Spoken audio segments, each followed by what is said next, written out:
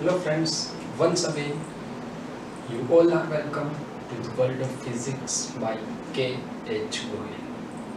આજના લેક્ચરની અંદર આપણે ગયા લેક્ચરનો એક માસૂમ સવાલનો જવાબ વિચારવાના છીએ, જેની અંદર મેં તમને આગળના લેક્ચરમાં છેલ્લે એક ક્વેશ્ચન પૂછેલો હતો કે જો એક કેપેસિટર ઉપર બે પ્લેટ ઉપર अलग अलग विद्युत भार आपेला होय तो શું કરવું। चलो तो आज આપણે એવા પ્રશ્નનું સોલ્યુશન કરશું।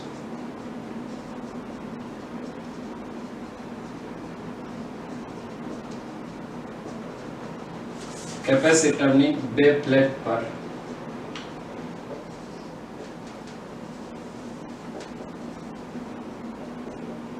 જુદા જુદા વિદ્યુત ભાર હોય તો सामान्य रीते અત્યાર સુધીની આપણે જે પણ ચર્ચા કરેલી છે એ ચર્ચાની અંદર કેપેસિટરની બંને પ્લેટ ઉપરના વિદ્યુત ભારનું મૂલ્ય સમાન અને આ વિદ્યુત ભાર વિજાતીય પ્રકારના લીધેલા છે, પરંતુ માની લઈએ કે બંને પ્લેટ ઉપર વિદ્યુત ભારોનું મૂલ્ય જે છે એ સમાન આપેલું નથી।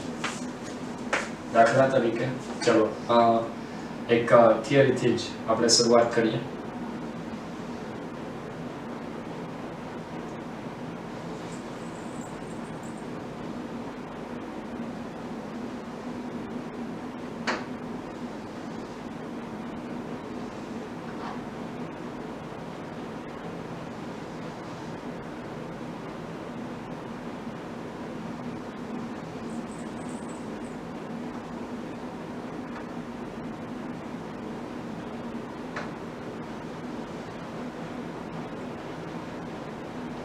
માની લે કે એક કેપેસિટરની બે પ્લેટ છે। આ પ્લેટને જો આપણે ખૂબ જ નજીકથી જોઈએ તો એને કંઈક જાડાઈ હોય।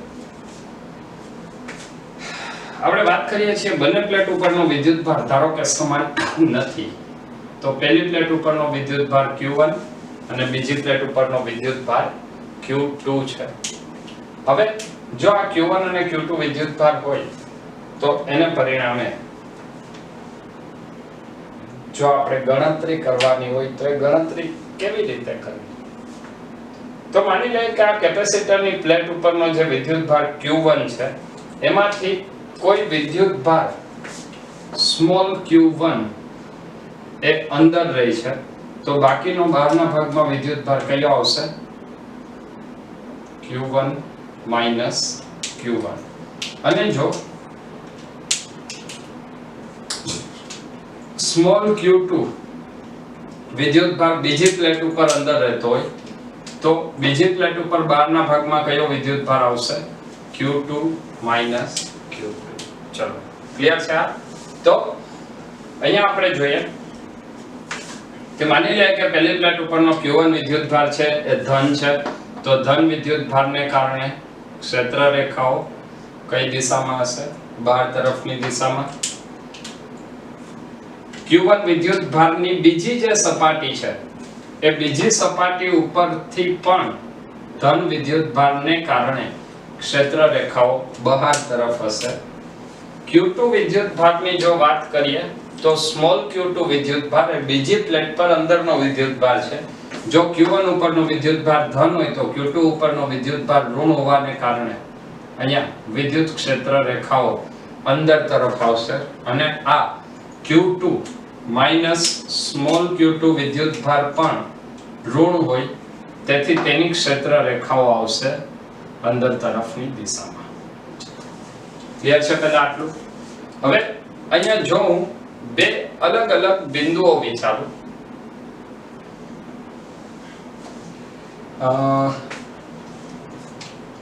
માની લે કે હું બે બિંદુઓ અહીંયા ક્યાંક વિચારું છું કે અહીંયા પ્લેટની વચ્ચે એક બિંદુ A છે અને અહીંયા ક્યાંક એક બિંદુ B છે। આ બંને બિંદુઓ કેપેસિટરની જે પ્લેટ છે એ પ્લેટના સેન્ટરમાં આવેલા છે। ફરીથી રિપીટ કરું છું કે બંને બિંદુઓ A અને B એ જે પ્લેટ છે એ પ્લેટની કંઈક પહોળાઈ હશે અને એ પ્લેટની અંદર આવેલા બિંદુઓ છે। હવે યાદ કરો કેપેસિટરની વ્યાખ્યા શું હતી? બે અલગ કરેલા સુવાહકથી બનતી રચના। मतलब બે સુવાહક એકબીજાથી અલગ હોવા જોઈએ અને જો એ સુવાહક હોય તો વિદ્યુત શાસ્ત્ર સ્થિત વિદ્યુત શાસ્ત્ર એવું કહે છે કે સ્થિત વિદ્યુત શાસ્ત્રની જો વાત કરીએ તો સુવાહકમાં વિદ્યુત ક્ષેત્ર હંમેશા શૂન્ય હોય છે. સુવાહકમાં મતલબ અંદરના ભાગમાં વિદ્યુત ક્ષેત્ર હંમેશા શૂન્ય હોય. તો આના ઉપરથી આપણને ફરીથી બે પરિણામ મળશે. પહેલું પરિણામ આવશે EA = 0 અને બીજું પરિણામ આવશે EB = પણ 0 હોય. તો હવે આપણે A અને B બિંદુએ વિદ્યુત ક્ષેત્ર શોધવાનો પ્રયત્ન કરીએ. તો A બિંદુએ અને B બિંદુએ વિદ્યુત ક્ષેત્ર શોધવા માટે ચલો અહીંયા આપણે સૂત્ર વાપરશું. કુલ 4 સપાટીઓ ગણી શકાય, 4 પૃષ્ઠ આવશે. મતલબ Q1 A પ્લેટની બંને બાજુના પૃષ્ઠ અને B પ્લેટની બંને બાજુના પૃષ્ઠ. તો એ ચારે ચાર પૃષ્ઠ માટે આપણે વિદ્યુત ક્ષેત્ર લખવું પડશે. હવે વિદ્યુત ક્ષેત્રનું આપણી પાસે સૂત્ર છે E = σ/2ε0. E = σ/2ε0 અથવા σ જો Q/A લખીએ તો સૂત્ર આવશે E = Q/2ε0A. ક્લિયર છે? ત્યારબાદ હવે વાત કરીએ એ બિંદુએ વિદ્યુત ક્ષેત્ર.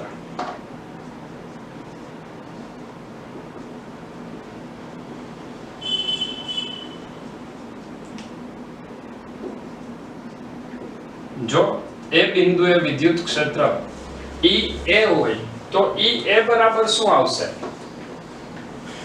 તો જો વિદ્યુત ક્ષેત્ર બહાર તરફની દિશામાં હોય તો એને આપણે ધન લેશું અને અંદર આવતી દિશામાં હોય તો એને ઋણ લેશું. તો EA માટે આ જે Q1 - Q1 નું વિદ્યુત ક્ષેત્ર છે એ બિંદુથી બહાર નીકળતી દિશામાં. તો અહીંયા લખશું EA = Q1 - Q1/2ε0A. ત્યારબાદ સ્મોલ q1 ફરીથી A બિંદુ માટે બહાર નીકળતી દિશામાં એટલે પ્લસ q1/2ε0A. ત્યાર પછી જો q2 ની વાત કરીએ, સ્મોલ q2, તો q2 ની દિશા પણ A બિંદુ માટે બહાર નીકળતી દિશામાં થાય અને બહાર નીકળતી દિશામાં હોય તો એ વિદ્યુત ક્ષેત્ર કેવું થાય? પ્લસ. મતલબ અહીંયા આપણે લખશું પ્લસ q2/2ε0A અને capital Q2 minus small q2 છે એ બિંદુ માટે અંદર આવતી દિશામાં થશે એટલે એ આવશે minus capital Q2 minus Q2 /2ε0A. હવે એ બિંદુએ વિદ્યુત ક્ષેત્ર કેટલું? તો એ બિંદુએ વિદ્યુત ક્ષેત્ર છે 0. શા માટે? કારણ કે એ બિંદુ સુવાહકની અંદર આવેલું છે અને સુવાહકના અંદરના ભાગમાં વિદ્યુત ક્ષેત્ર હંમેશા 0 હોય.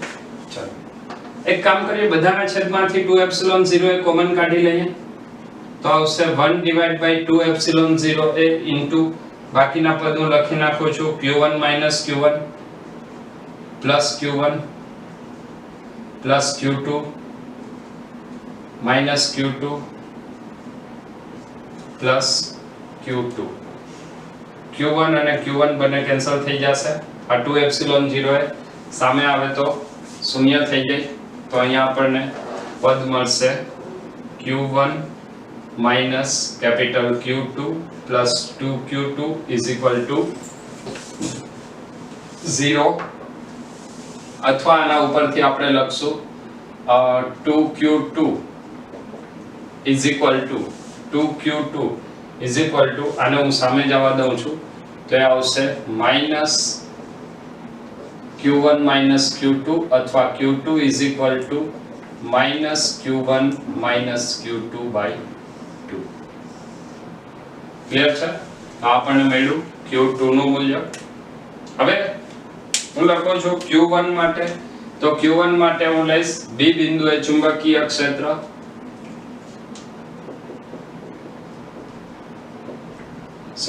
B બિંદુએ વિદ્યુત ક્ષેત્ર EB હોય તો ફરીથી આપણે શરૂઆત કરશું EB ચલો ફરીથી B બિંદુ માટે જે ક્ષેત્ર બહાર તરફની દિશામાં છે એ પ્લસ લેશું અને અંદર આવતી દિશામાં માઈનસ લેશું તો બી બિંદુ માટે આ ક્ષેત્ર બહાર તરફની દિશામાં થાય તો એ આવશે plus q1 q1/2 epsilon 0a.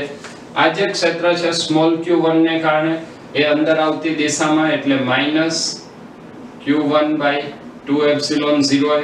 ફરીથી q2 ને કારણે માઈનસ q2/2 એપ્સિલોન 0a અને q2 q2 ને કારણે અંદર એટલે એ આવશે minus q2 q2/2 epsilon 0a. 1/2 epsilon 0 બધામાંથી કોમન કાઢી લઈએ. EB બરાબર ફરીથી થશે 0 is equal to 1/2 epsilon 0a into અહીંયા આવશે q1 q1 q1 q2 capital Q2 અને minus plus Q2 is equal to 0. ચાલો આની અંદર Q2 બંને કેન્સલ થઈ જશે. 2 એપ્સિલોન 0 સામે જાય તો શૂન્ય થઈ જાય એટલે આવશે Q1 Q2 2Q1 is equal to 0. मतलब 2Q1 is equal to Q1 minus Q2 अथवा Q1 is equal to Q1 minus Q2 divide by 2. Clear છે? Q1 is equal to capital Q1 minus capital Q2 divide by 2. ચલો અત્યારે આપણે Q1 અને Q2 ના result મળ્યા. આ પરિણામની પછી ચર્ચા કરીએ પહેલા હું બહારના બે વિદ્યુતભારના સૂત્ર મેળવી લઉં છું. તો Q1 Q1 આપણને કેટલું મળશે? Capital Q1 Q1 is equal to capital Q1 Q1 એટલે છે Q1 Q2 ડિવાઇડ બાય 2. તો 2Q1 Q1 plus Q2 divide by 2. તો Q1 Q1 આપણને મળશે Q1 plus Q2 divide by 2. चलो क्लियर છે? અને ત્યાર પછી Q2 Q2 મેળવીએ તો capital Q2 Q2 is equal to capital Q2 Q2 નું મૂલ્ય કેટલું છે? તો Q2 નું મૂલ્ય છે -Q1 Q2 બાય 2. આ માઈનસ આ બે અહીંયા ગુણાઈ જશે એટલે એ આવશે 2Q2 પ્લસ Q1 અને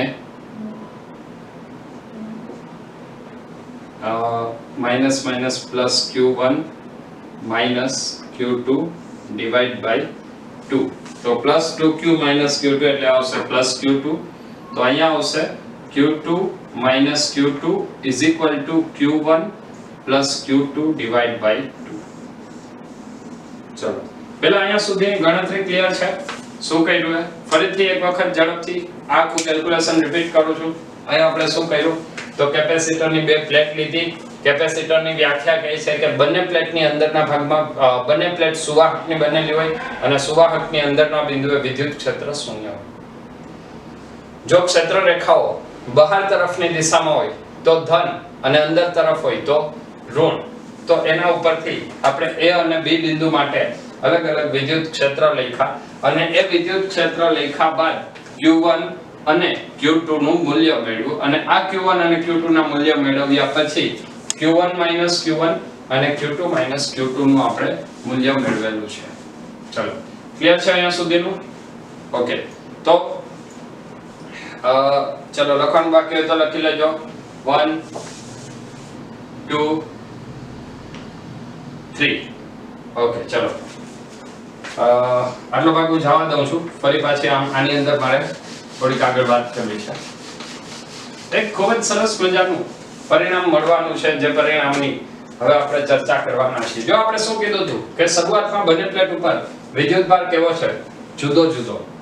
હવે મારે એ જોવું છે કે બંને પ્લેટ ઉપર જે વિદ્યુતભારનું વિતરણ થયું એ વિદ્યુતભારનું વિતરણ કેવી રીતે થયેલું છે.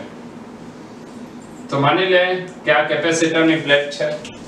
તો કેપેસિટરની પ્લેટ ઉપર શરૂઆતમાં વિદ્યુત ભાર કેટલો હતો?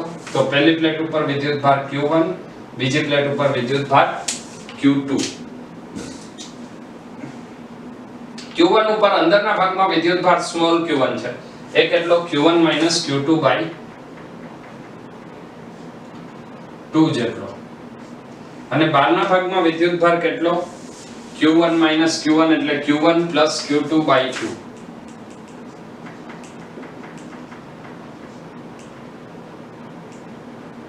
Q1 Q2 2. ક્લિયર છે? ત્યારબાદ વાત કરીએ બીજી પ્લેટ માટે. તો બીજી પ્લેટ માટે અંદરના ભાગમાં વિદ્યુત ભાર કેટલો છે? Q2, અને Q2 નું મૂલ્ય છે -Q1 Q2 2. એ શું દર્શાવે છે? જો પહેલી પ્લેટ ઉપર જે વિદ્યુત ભાર હતો એના કરતા બીજી પ્લેટ ઉપર અંદરના ભાગમાં હંમેશા વિરુદ્ધ વિદ્યુત ભાર જ હોય, અને એ જ કેપેસિટરની વ્યાખ્યા છે. બહારના ભાગમાં વિદ્યુત ભાર કેટલો આવશે? Capital Q2 Q2. તો કેપિટલ Q2 Q2 એ પણ કેટલો છે? Q1 Q2 2. ક્લિયર છે પેલા આકૃતિ? તો અહીંયા સુધીના આપણે જે પરિણામ મેળવ્યા, પરિણામ ઉપરથી આપણને એક પરિણામ મળ્યું કે જો કેપેસિટરની બંને પ્લેટ ઉપર જુદા જુદા વિદ્યુત ભાર આપેલા હોય તો અંદરની બંને પ્લેટ ઉપર વિદ્યુત ભાર કેટલો? Q1 Q2 2. બહારની પ્લેટ ઉપર વિદ્યુત ભાર કેટલો? Q1 Q2 2. ક્લિયર છે? અંદરની પ્લેટ ઉપરનો વિદ્યુત ભાર Q1 Q2 2 અને બહારની પ્લેટ ઉપરનો વિદ્યુત ભાર Q1 Q2 2.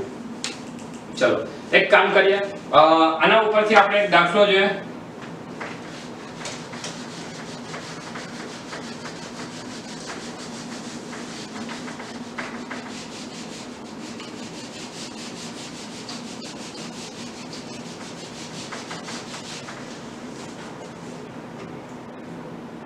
બે પ્લેટ આપેલી છે. માની લે કે પહેલી પ્લેટ ઉપરનો વિદ્યુત ભાર Q1 10 માઇક્રોકુલમ અને બીજી પ્લેટ ઉપરનો વિદ્યુત ભાર Q2 4 માઇક્રોકુલમ છે. તો દરેક પ્લેટ ઉપરનું વિદ્યુત ભારનું વિતરણ સમજાવો. તો આપણને Q1 અને Q2 ના મૂલ્ય આપેલા છે. માની લે કે આ કેપેસિટરની બે પ્લેટ છે.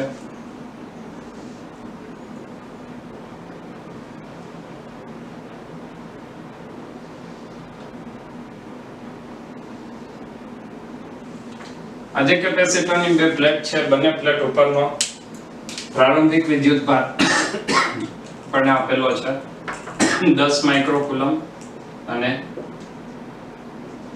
-4 માઇક્રોકુલમ.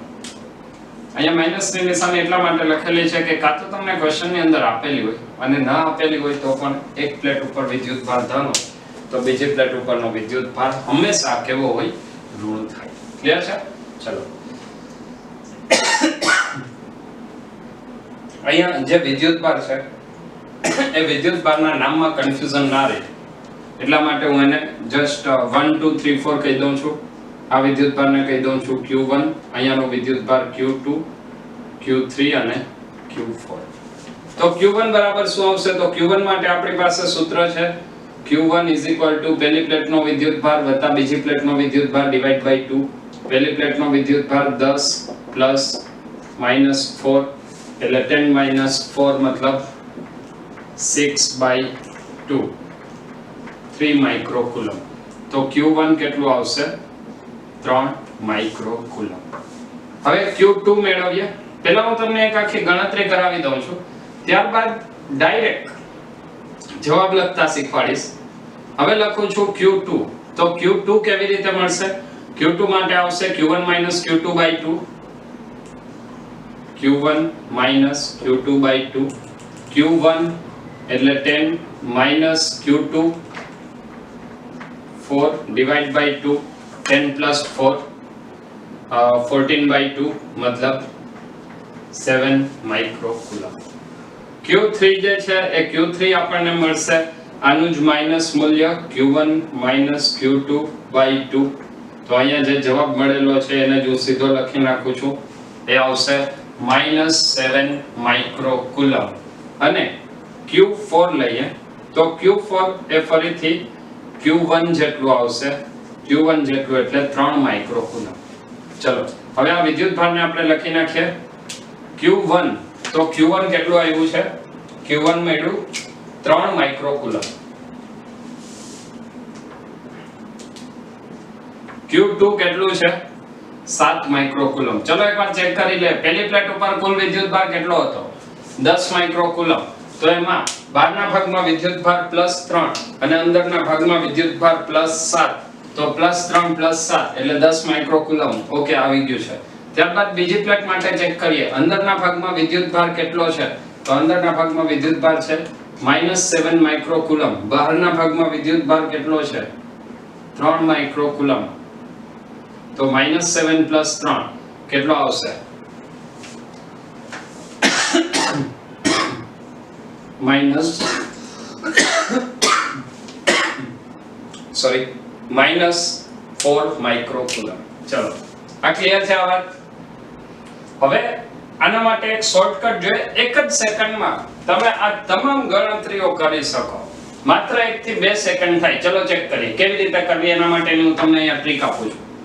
સૌથી પહેલા માની લઈએ કે આપણને ખબર નથી.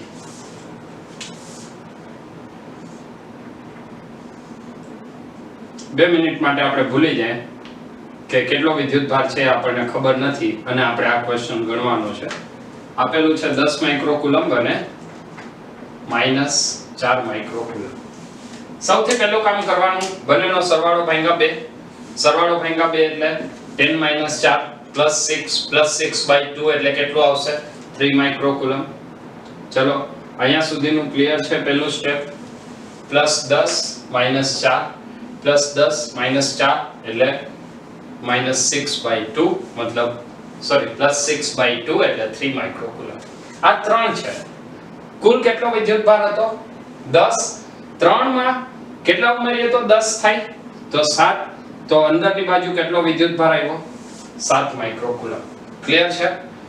જો આ પ્લેટ ઉપર 7 માઇક્રોકુલમ હોય તો કેપેસિટરની બંને પ્લેટનું વિદ્યુત ક્ષેત્ર સમાન હોય. આનો મતલબ કે આ પ્લેટ ઉપર પણ -7 માઇક્રોકુલમ જ હોય. ને જો અહીંયા -7 હોય તો અહીંયા કેટલો છે? -4. તો અહીંયા -7, અહીંયા -4 તો અહીંયા કેટલો આવશે? +3. તો આ બંને પ્લેટ ઉપર વિદ્યુતભારનું વિતરણ આપણે અહીંયા દર્શાવેલું છે. ચલો એક બીજો ક્વેશ્ચન લઈએ. દાખલા તરીકે આ જ ક્વેશ્ચનને ફરીથી આપણે બંને ટ્રીકથી સોલ્વ કરશું. ચલો આ આકૃતિ હું જવા દઉં છું.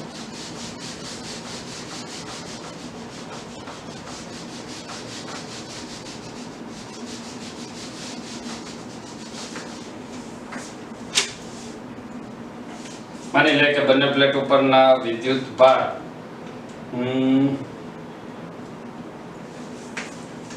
છ અને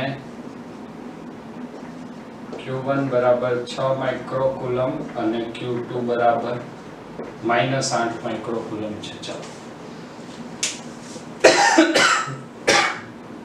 શું કરશું? ચલો આ રીતથી ગણતરી કરશો. ચલો બધા પોતાની મેળે એક વખત ટ્રાય કરો. ઝડપથી લેક્ચર પોઝ કરીને 1 2 3. ચલો મળી ગયા છે જવાબ? ઓકે. તો એ જ રીતે આપણે અહીંયા જવાબને એક વખત ફરીથી મેળવીએ અને ત્યારબાદ ડાયરેક્ટ શોર્ટકટ થી જવાબ જોઈશું. સૌથી પહેલા કેપેસિટરની બે પ્લેટ. પહેલી પ્લેટ ઉપરનો વિદ્યુતભાર કેટલો છે? 6 માઇક્રોકુલમ. બીજી પ્લેટ ઉપરનો વિદ્યુતભાર કેટલો છે? -8 માઇક્રોકુલમ. તો પહેલી પ્લેટ ઉપર વિદ્યુતભાર કેટલો આવશે?